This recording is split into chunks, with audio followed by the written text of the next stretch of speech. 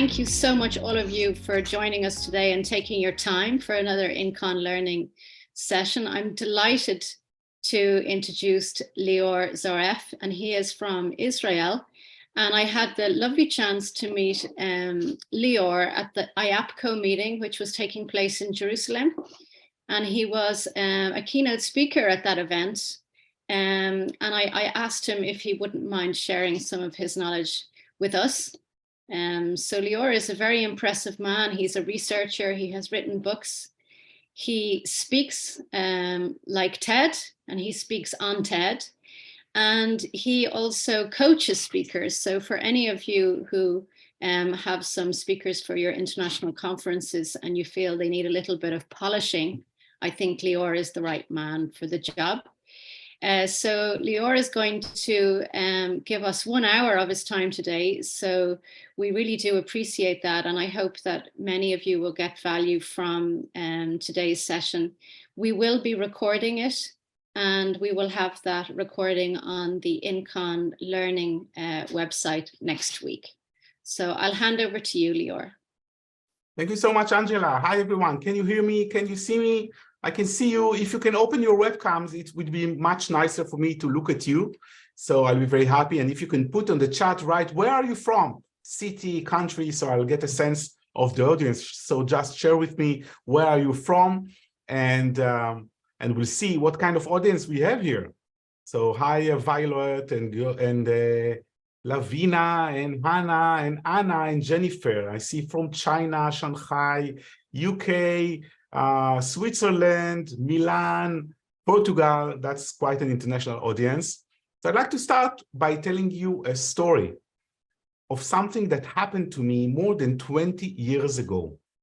I was alone with my boss, Bill, in a very small hotel room. He was getting ready to deliver a big keynote at a very big conference, so the stakes were high. And I was coaching and helping him prepare towards his presentation. And I admit that I was a bit afraid because he was known to be a genius, but he also had bad temper. If he get angry, he could fire someone on the spot. So I was helping him, but I was also a little bit shaking. And then it happened. He found a mistake. Luckily for me, it was his mistake, but he expected me to fix it. So yeah, I had to run to the other side of a very big conference center, and you all organize conferences, and you know sometimes those conference centers could be huge. So the event was just about to start in 1 minute. I ran so fast. I was like Usain Bolt. I almost fainted. But in the last few seconds, I managed to fix the mistake, and the event started, and it was a very big success. After the event, Bill thanked me. And it's very nice to get a compliment from your boss, but it wasn't just any boss. It was Bill Gates, and I was early in my career at Microsoft.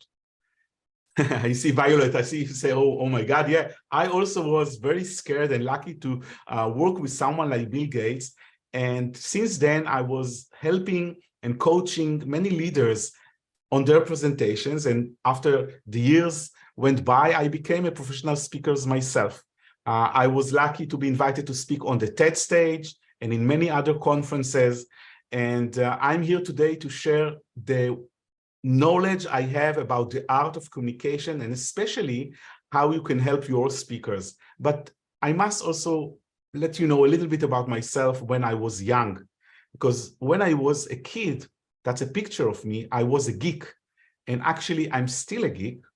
It meant I didn't have many friends. I had just one friend from the age of 6 until we were 10. And then he stopped being my friend, and I didn't know why. And I was alone most of my childhood years. I couldn't communicate and even look people in the eyes. So right now we're on Zoom, but I can see you. And thank you for those of you who opened your camera. It's very nice of you. I see you. And if you were on a real event, not a virtual event, then I could speak to you. But back then, it was very hard for me because I'm still a geek. But it took me a long time after I earned my PhD and I spoke at TED, I wrote a book to practice this art of communication and presentation. So these are the objectives for my session here with you today.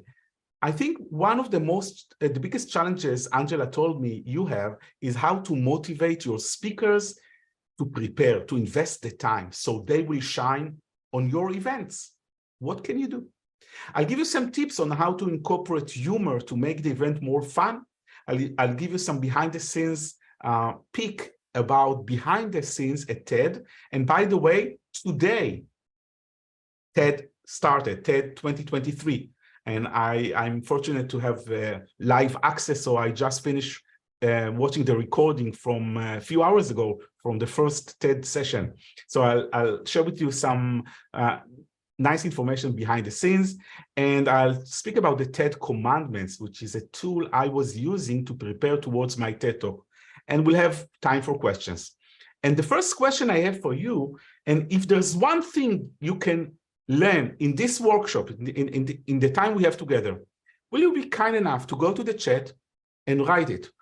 Choose one thing. It could be on the agenda I just shared with you. It could be something else with regards to speaking, the art of speaking, or working with your speakers. One thing that if I'll address during this session, you will think that your time was valuable. So let's see what are your questions. How to engage the audience, how to speak with confidence, very important. I can tell you that for many years, I couldn't do that. I didn't have any confidence. On the contrary, I was scared. More questions. Share your questions or your challenges. Yeah. Constructing your speech strategically, very interesting. So how do I plan it? And what do I want to get out of it? How to say enough, but not too much, so that people have the appetite to listen more or to invite me for more speaking or consulting. The art of building a speech and presenting it well, which is the topic of that. Well, this is a topic for, for a longer session, but I'll give you a glimpse on that. Okay, if you have more questions, feel free to share them. I'd like to start by sharing with you one tool that I received from TED, and I received it 8 months before my TED Talk. So I was invited to speak at TED, at the big global TED event in Long Beach, California, and I had 8 months to prepare. It's a long time. And one day, I received a mail from TED. It's very heavy. And I open it, and I see this plaque with the TED Commandments. So what are those TED Commandments? So this is how TED is communicating to speakers on how to create a great presentation. And this is the essence of what I'm sharing with you today, is what we'll see here on the TED Commandments. But before going to that, I'd like to show you one speaker, which I hope that you will agree that is a great speaker, even one of the best speakers around, which is Barack Obama. And we all know that when we listen to Obama, he nailed it. But I found an early speech by Obama when he was just starting to speak. It's just audio, so we cannot see him, but listen and try to understand what he's saying. I couldn't. Everybody knows that it makes no sense that you send a kid to the emergency room, they end up taking up a hospital bed. It costs you gave them treatment early, and they got some treatment and a breathalyzer or an inhalator, not a breathalyzer. What they'll say is, well, it costs too much money, but you know what? It would cost about the same as what we would spend, but you know what? Over the course of 10 years, it would cost what it would cost us. All right, okay. It would cost us about the same as it would cost, but you know what? Hold on one second. I can't hear myself. Did you understand anything? I couldn't. And this is Obama. I think that the main insight is that presentation skills is not something that we are born with. It's an art. It's an art form. It's something that we can get better and better. And if you hear Obama or Clinton or other great speakers, early when they were young, you could see people sleeping in the audience. And every one of your speakers in your event, when they understand that they can improve dramatically, I think that's the first step in creating this motivation. But some speakers fail to prepare. They don't prepare well, and you know that very well. Why does this happen? You can unmute yourself. Why do some speakers fail to prepare their presentations? What are the reasons that you have a conference and sometimes you and the audience says, oh my God, I can't believe that this person is on the stage and he's wasting my time. Why am I here in the audience listening to this guy? What do you think? What are the reasons why speakers don't prepare enough? You can unmute, feel free.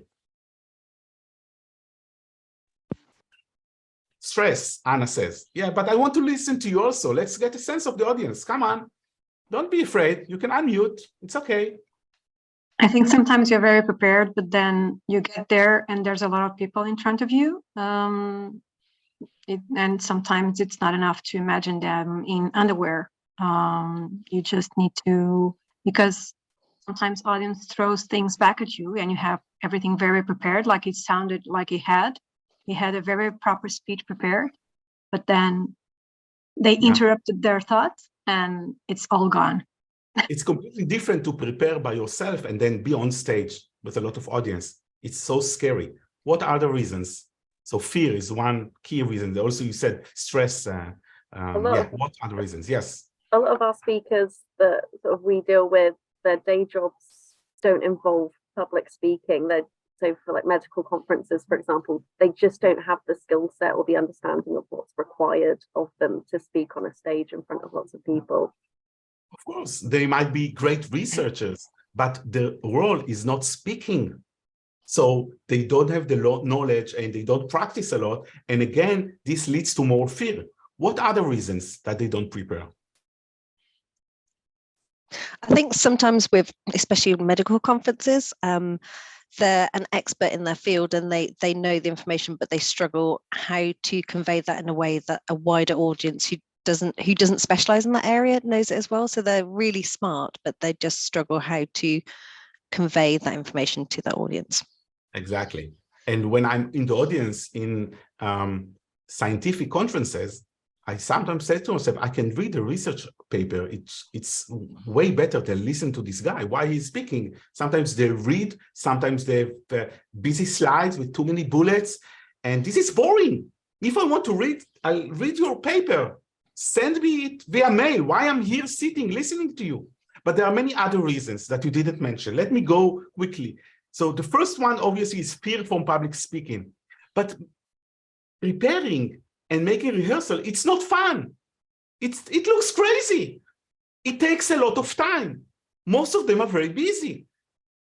If I need to rehearse again and again and again and again, it takes a lot of time. And sometimes we think that no one is doing that. So why should I prepare? And it also feels stupid to stand and present again and again. Sometimes they are overconfident. They are the leaders in their field. They have a lot of confidence. But again, there is a difference between publishing a paper and creating enthusiastic and connecting emotionally with the audience. Sometimes they lack tools. It's not, as you said, it's not their profession to speak. And they postpone it to the last minute, and then there's not enough time to prepare. This is me with all my experience as a professional speaker. Whenever I speak, I take the time to make rehearsals. This is before a keynote I gave in Tokyo. This is what I do. This is the only thing I know in Japanese. So I'm in the hotel, at the hotel, I'm standing and I'm rehearsing again, even today before this session, and I deliver it dozens of times. I made rehearsals. And preparing is the key to improve. So why? How can you convince your speakers to prepare? They have great reputation. Everyone knows them. They publish papers, but they don't prepare. So these are the reasons that I think about when I prepare. First of all, it's my reputation. It's my name there. People see me speak. And if they say, oh my God, this is so boring. What does it mean about my name? We all know that when we prepare, the outcomes are much better. We saw Obama, and even if you just invest a few hours before a talk, you yourself can see the improvement in every rehearsal. It improves the confidence. You talked about fear, and many of them, there's a lot of fear. And by the way, I think Anna or Hannah said that you go on stage and it's different. One of the tips I give speakers is that when you are at a conference, during the break or before the conference starts, stand on the stage. Don't do anything. I did it at TED. Just stand there and get a sense of the room. So it's not going to be the first time that you are standing on that stage. We have bigger impact. We know that words count. And you know, for people from, for example, I know there are many medical conferences. In the medical community, you are always looking for collaboration in research in academic papers.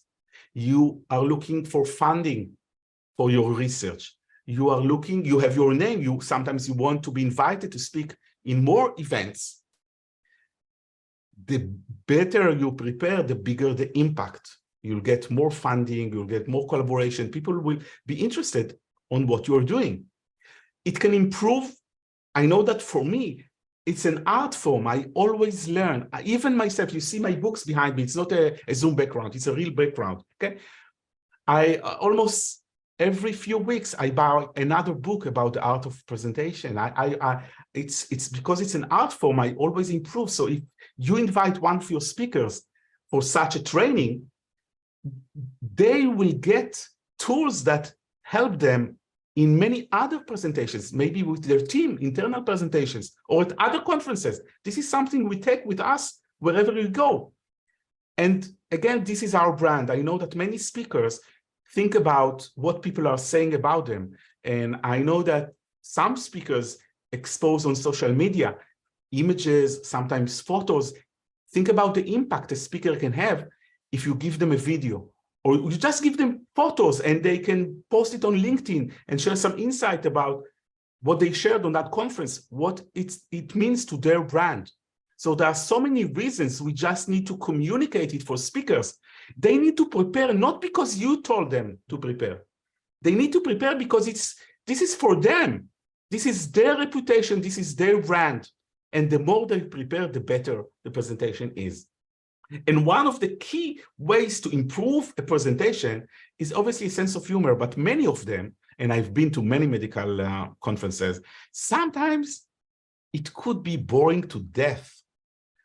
You listen to another boring scientific presentation, and all you need is just a fun image or a fun video. So I prepared for you an example, a video about how to use PowerPoint. So instead of teaching how to use PowerPoint, you just go to YouTube, you search for videos about it, and then you find this video. Don't do these things with PowerPoint. These are the things that people do that drive me nuts. And the only way to show them not to do this is to show them what not to do. So the biggest one I see, the most common PowerPoint thing, number one, people tend to put every word they're going to say on their PowerPoint slides. Although this eliminates the need to memorize your talk, ultimately makes your slides crowded, wordy, and boring. You lose your audience's attention before you even reach the bottom of your first slide.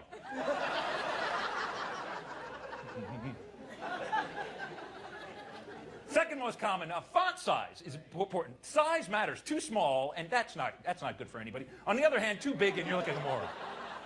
You just look like an idiot. Don't have your fonts moving. Keep your text stationary. There's nothing more annoying than text that does it. Blinking, don't have it blinking. Don't have it spinning. Don't have stuff flying around the screen. You drive people with ADD crazy. They're just like, oh, what's happening? Oh. The fourth most common PowerPoint mistake, avoid excessive bullet pointing, only bullet key points. Too many bullet points, and your key messages will not stand out. In fact, the term bullet point comes from people firing guns at annoying presenters.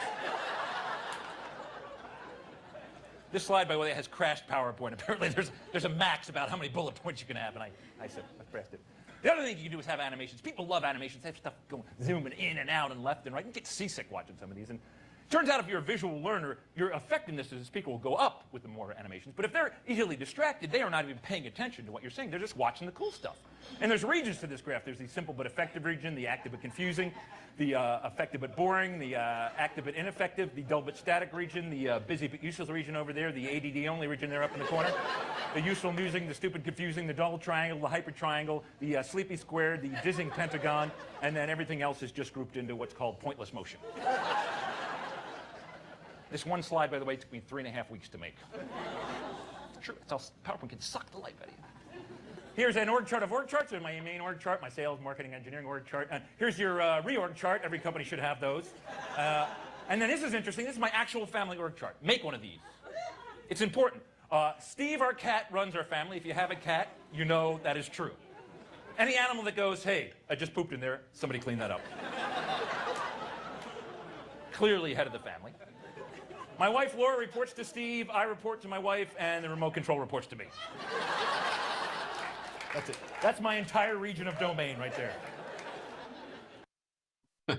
So my recommendation to boring speakers is, you don't need to be a comedian, but on any topic, you can find funny videos and funny images and use them in the conference itself and also during the presentation.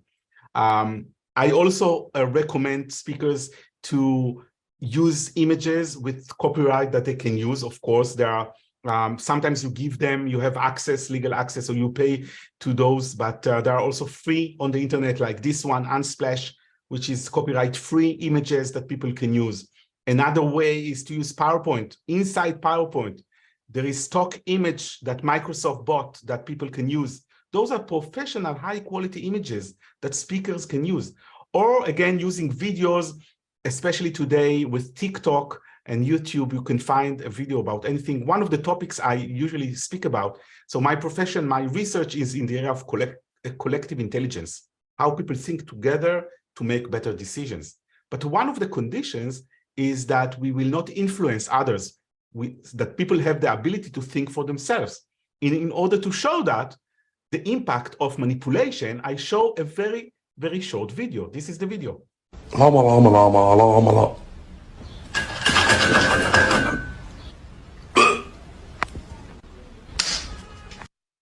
So it's just, 10, 20 seconds and something is happening.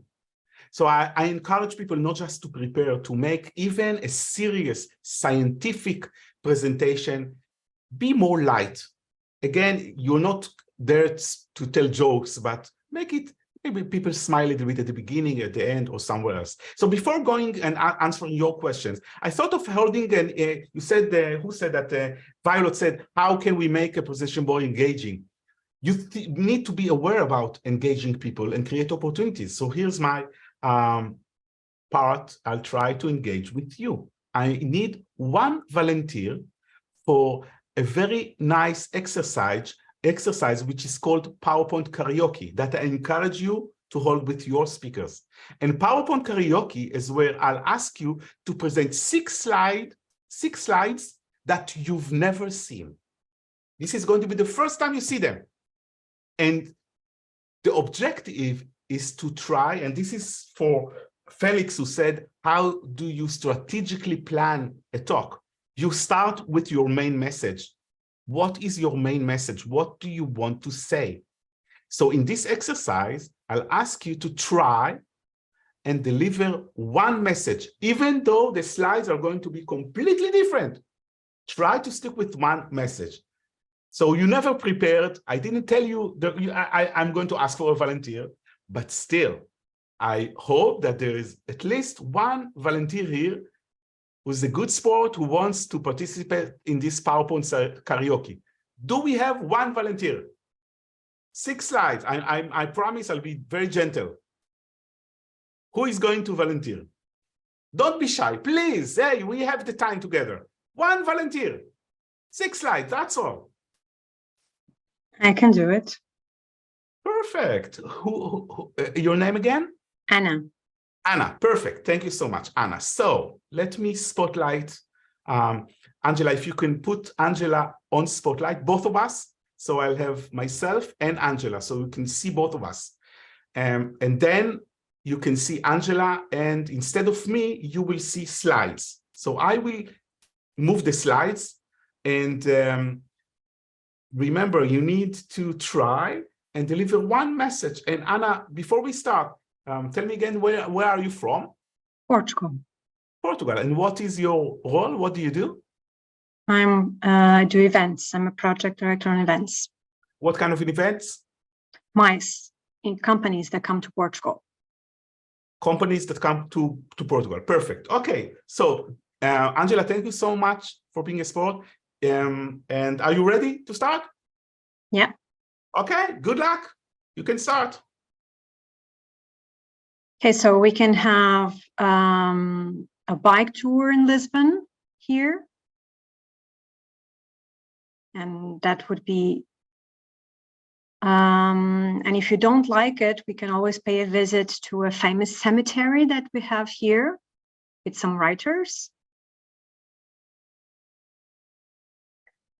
For older people, which 38, if you're older, I would be on that range. We have a normal tour with normal monuments as well.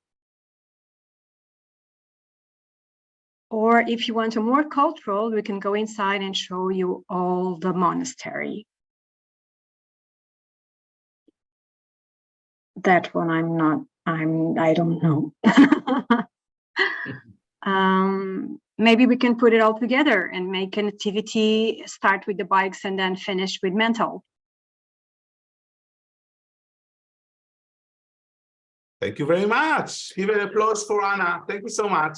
Anna, that was great. Thank you so much for being a good sport, and see now how I coach you and how you can coach your speakers. So this is a fun experiment. People, you know, it makes you smile. She didn't prepare, obviously. So you think about yourself, what would I say? And you managed to, you delivered the objective. You had one message. What can we do in Portugal? So from the beginning, we started with the bike. You said, hey, you can take a bike. And then there was a cemetery and said, yes, you can go to the cemetery. So you stick with the message, which is great. One tip I'll give someone like you is you didn't smile a lot. You were right now, if you're smiling, I see a lot of confidence, even if you're faking. One tip I give for speakers who do not smile, and sometimes many people in conferences, in scientific conferences, they are serious to death. I just take one page like this. I put a smiley and I put it somewhere where they can see it. So if they have a confidence monitor, or I can do it in Zoom, I can stick it to my screen, no battery, no worries. And so this is something that happens in real time. But try to smile a little bit more. And then there was a slide that, so you said, you saw this slide, I think, and you said, I don't know what to say. First of all, when it happens when you speak, when you have a blackout and you don't know what to say, what happened with the audience usually? They send you love. So they raise the hand because we feel for you. It says you're human. So I loved it that you said, I'm not sure what to do with this slide. I saw that you're not just reciting something you wrote. I saw who you are. I probably would say, this is a graph with all the things you can do in Portugal, for example. Who knows? And then you, towards the end, you said, let's create a cabinet with all the ideas. Again, you wrapped. So you did a great job. And again, this is a way for you to engage with your speakers on such cool activity. But the main thing here is to help them understand that they need to prepare. So before going to the last part where I give you some behind the scenes from TED, I have some videos and maybe I'll show you part of my TED Talk. I'll be very happy to get your questions. Either it's something you wrote at the beginning, I hope that I addressed that, or other questions that on your mind, feel free. We have a few minutes for the questions and then we go to the last part with behind the scenes at TED. So you can either write on the chat, or better if you unmute and we can all see you. And this is where I use this. Okay, this is how you can see. You see I have a professional studio here. This is for my Zoom presentation. So I have 3 screens, I have a microphone, lights, everything. Started with COVID. Luckily now we have, we have physical conferences, but still we meet at Zoom. So any question you have, feel free to ask. Again, don't be shy. I'm here for you. Any question you have.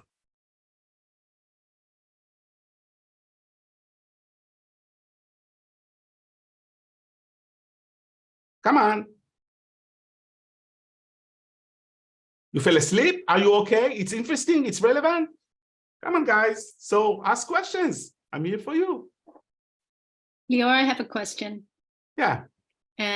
What do you do with speakers who have a tendency to elaborate the point, so they talk for too long, to try and get them to be a little bit more succinct? I always use timers. So there is a timer on the stage. They see the clock and then they get scared when they see, oh my God, I don't have much time left. So make sure this happens when speakers don't prepare. Because when you make rehearsals, I always say, you must have a timer. You keep the time and see, you will slot it 10 minutes, 15 minutes, 20 minutes, see how long it takes. And if they don't prepare, then they speak. What you can also do, you can, it's a trick, but you can say like 5 minutes, there are 10 more minutes, say 5 minutes. But don't wait to the last 5 minutes to do that, to make sure that they see that and then they move on. But keeping the time, especially if you have a big agenda, is very important. And I find that a timer on screen with a clock, and when you're out of time, it's red, it's flashing. And sometimes you want speakers that didn't prepare, to get off stage. They will not improve. They didn't prepare.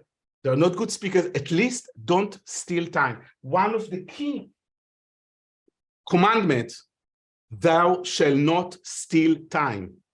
Mm-hmm. You were giving a time slot, stick to it. More questions? If I can add a thing, is that probably besides speakers, also chairmen should be trained, because they are also important when you are in a conference. I mean, if you have a speaker that is a bit boring or anxious or whatever, I mean, also good chairman is very, very important to create engagement, to make questions. If, like us, we are not making questions, maybe we are a bit afraid or scared or shy. So having a good chairman also is important. So maybe we have to train also them. Lavina, I totally agree. And sometimes you need to have a coach for the chairman. Make sure someone is coaching them and going through what they're going to say, helping them. It's very important. I was coached by 2 people before my TED Talk, and I today coach chairmen and other speakers at events. It's very important that they secure the time in the calendar. And even if they're scared and they usually postpone it, they have a time slot on the calendar, so they need to prepare. And I see Gulia that asked how to react when the audience seems not interested while you speak. This is why I need to see you. This is why I ask you to open your camera. So to see if you are with me or not. And when I'm on stage and I see that people either use their phones, this is a good, today, it's very easy to do something else. So this is the biggest sign. Are they on their phones or they look at me? If they are on their phones, I need to change something. Usually I need to change the atmosphere. I stop and I do something different. I must be aware, get a sense of the audience in order to make sure that the audience is with me. Hannah, what do you recommend as the best layout on stage to keep speakers comfortable? It depends. For those who are really scared, they love to stand behind the podium. So the podium is where they feel more safe. It's like it's a guard, it's a fence. It's not, but they feel it's a fence. For speakers that are more comfortable, professional speakers, myself, we hate podium. We want to move on stage. So I urge you, when you go and speak with your speakers, have a conversation. Because in medical conferences, sometimes the standard is you are behind the podium. This is the way to do it. If you want to stand out, if you want to get more visibility, if you want to deliver, to have a bigger impact, you have your remote control. So the layout is you're on the center of the stage. Probably there's a podium. Sometimes what I do is I ask for presenter view so I can see the next slide, but I make sure that I'm on the stage. People see me and not just my head behind the podium. But again, it depends how comfortable are you, because you are more vulnerable when you are not behind the podium. Okay, more questions. These are great questions. Thank you so much. Come on. Try, give me the more difficult questions, okay? I have experience, more than 20 years experience in speaking. Give me the biggest challenges you have. Let's try to see if I can get some ideas.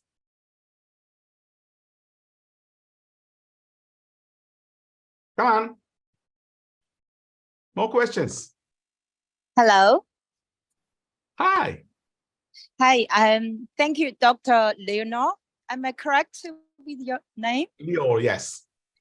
Thank you. It's very great you sharing a story when you are in childhood. I just wondering, do you think this kind of experience can impact when you get an adult? And yeah, that's very important. And the second one is, I know today is international, multicultural. How do you prepare this? Like how long and which steps you can share some?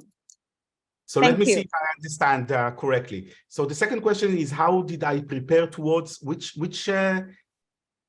talk? Specific like talk? Today. Like today. Yeah, how did I prepare today? Sure. Okay. Yes. And the first, can you repeat the first question? The first one is like you sharing a story when you are childhood. You said your friends get away 1 year, right? This is kind of really touching. Okay. About my friend, this is the story I'm going to end with. So it's a great question, but wait a little bit. I'm going to finish. You need to start with a good story and end with a good story.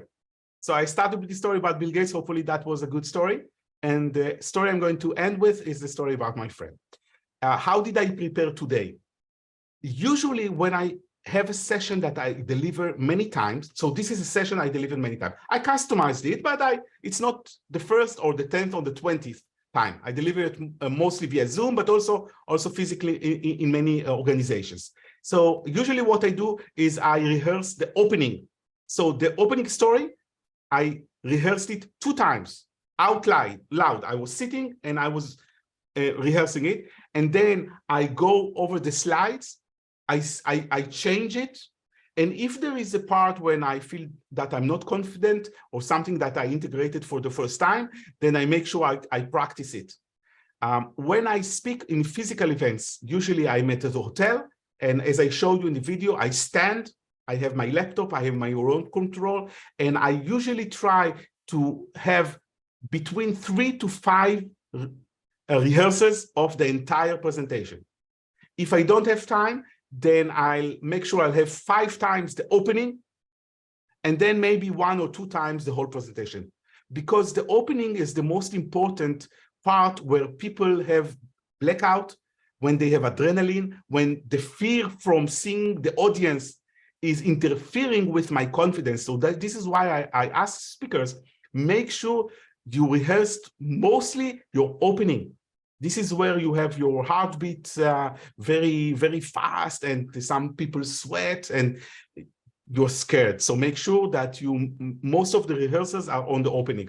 So this is how I rehearsed today. Hopefully you saw that in the opening story. It didn't took much. Boom, I have it because I delivered it 2 times, just an hour before. What is your name, by the way? I can't see it on Zoom. Yeah, my name is Una. I'm from Shanghai. Oh, one of my favorite cities. So my book here. Where is my book? Let's see. I think that's the one. Yeah. So my book was translated to many languages. I know I was very fortunate to come to China for my book launch. and I was in Shanghai, in Beijing, in Hefei, in other cities, fell in love with China. What an amazing place. Oh my gosh. So thank you for that. Thank you for sharing the book. Thank you. My pleasure. And I still owe you the story about my friend in a few minutes. More questions? We have a question in chat, Lior. Yeah.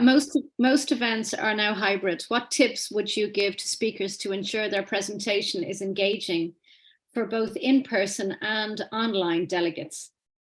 So there are three kinds of conferences. You either have only physical, which is what we are mostly talking about, or you have only virtual, which is this session. And I have a different workshop on how to deliver TED-style Zoom presentations, which is more challenging to engage only Zoom. But you are asking about hybrid event. And TED, for example, is a hybrid event. You have people physically right now it's in Vancouver, and you have people like me today watching online. The key for a hybrid event is to make sure that you have a great experience on the physical event. You know, those who watch you online, they get a sense of what's happening in the conference. So if you've nailed it on the physical event, then it's enough just to acknowledge people watching live, just say hi to them at the beginning, but concentrate on the people that are there. If people will laugh at the audience, the people watching get a sense of that. Okay, so hybrid, actually, it's easier if you have an audience. If it's only virtual, it's more challenging, because then it's more challenging to get a sense, to hear other. I cannot hear laughs. Some of you with cameras still off. I don't know who you are, where are you from? But hybrid events focus on those in front of you and make sure that it's being recorded on high quality, especially if there is a camera with a medium shot that they can see your face. So in some medical conferences, you can see the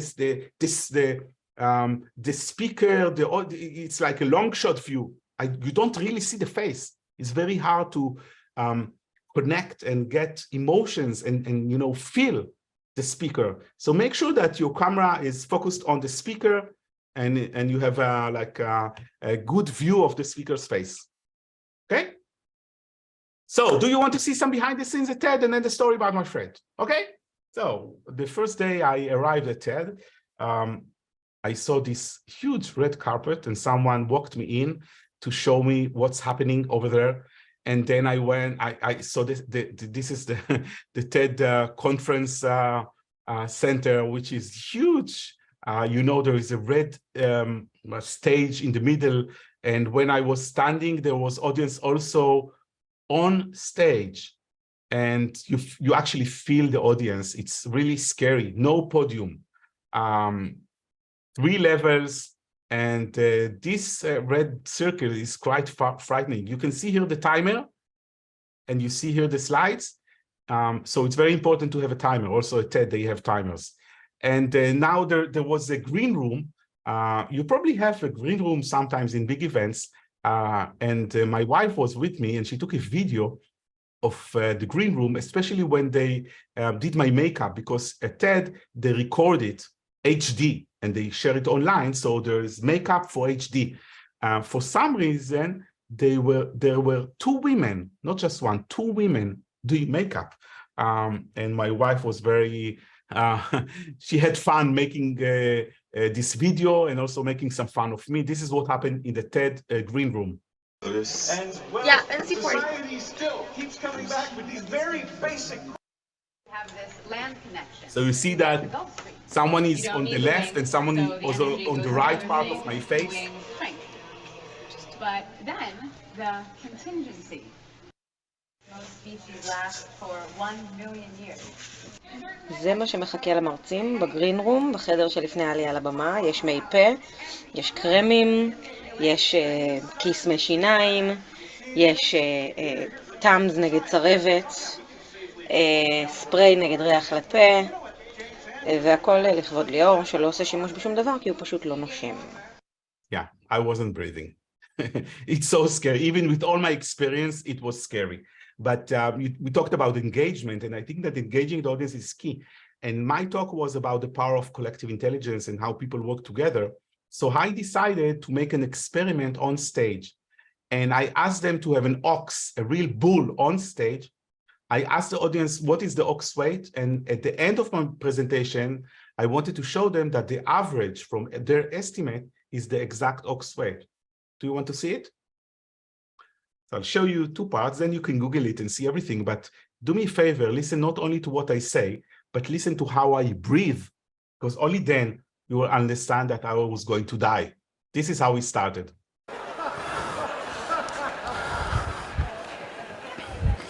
It's huge.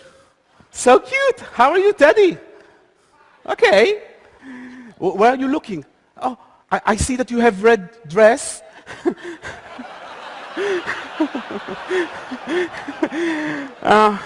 Please, no sudden movements. This is how we started. Let me show you the results at the end. Thank you.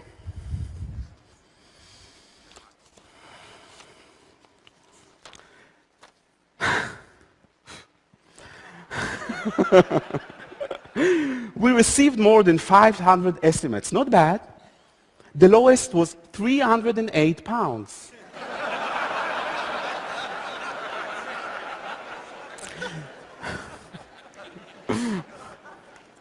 The highest was more than 8,000 pounds.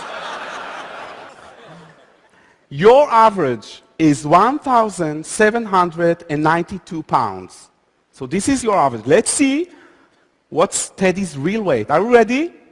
Teddy's real weight is 1,795 pounds.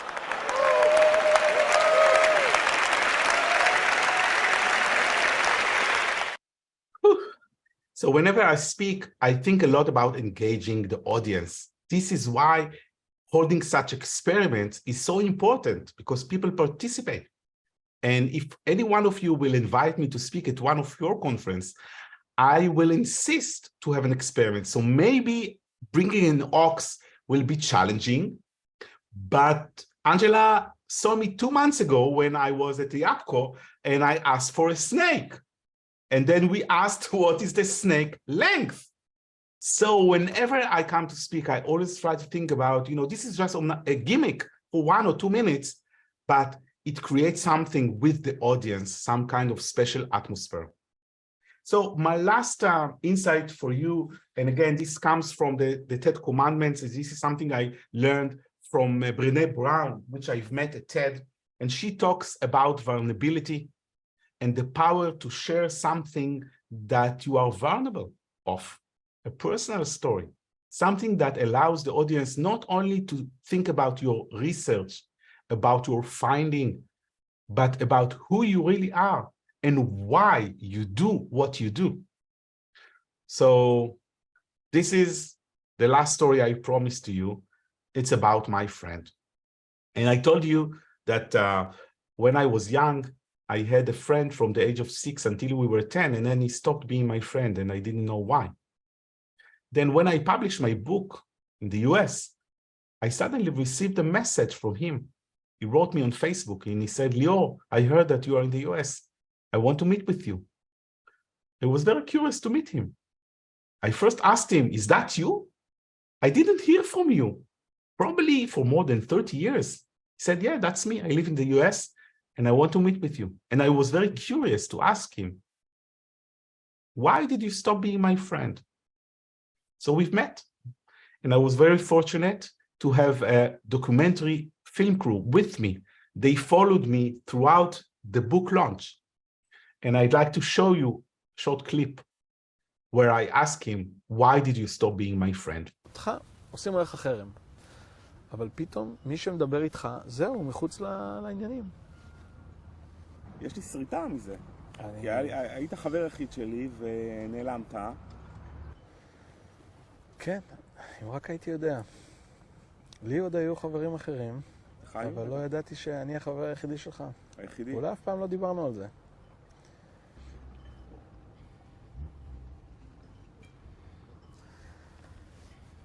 אם יכולתי להחזיר את זה אחורה, הייתי מחזיר את זה. אז היה לי חשוב לבוא להגיד לך את זה. יכולתי להחזיר את הזמן, הייתי מחזיר את הזמן, אבל להגיד סליחה תמיד אפשר. So as you saw, we were sitting, it was just across from San Francisco, both of us crying.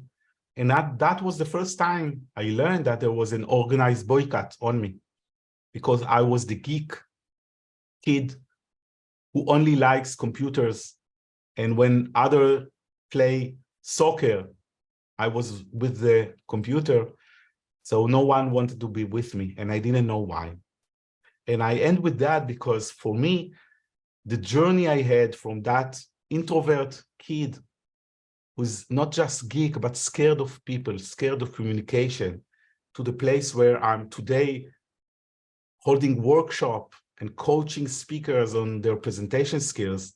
This is something I'm not only feel proud and privileged, but this is a message for speakers that they can improve dramatically if they invest the time and the energy, and they can get so much out of this wonderful art of presenting. So before we'll end, and before I say thank you, I'll be very happy to get your feedback. And if we were in a physical meeting, I would love to meet with you, but here I invite you to go on the chat. I also share with you my email. If anyone wants to reach me, this is my email. And if you want to share with me and others feedback about this virtual session, I'll be very happy. I'll read everything. I'll be very happy to read anything. And I hope that you'll have the chance to communicate with your speakers the importance of preparing, not for you and not for your event, for them, for their visibility, for their brand, for their future success, because words have a lot of power, and you actually give them the opportunity to shine. They just need to grab it, invest a few hours in preparing, and they can have a much bigger impact. So I'd like to say thank you again so much for INCON and Angela for inviting me. And I really hope to have a chance to work with some of or many of you in the future. I'll be very available and be very happy to help you, your speakers in your events. Feel free to reach me out, and good luck in all your events. Thank you so much.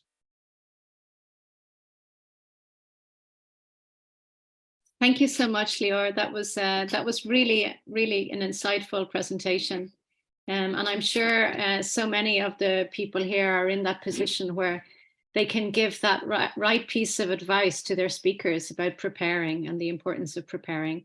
And maybe some of you also do your own presentations, and you will prepare better in the future, and maybe do some practice runs before you speak.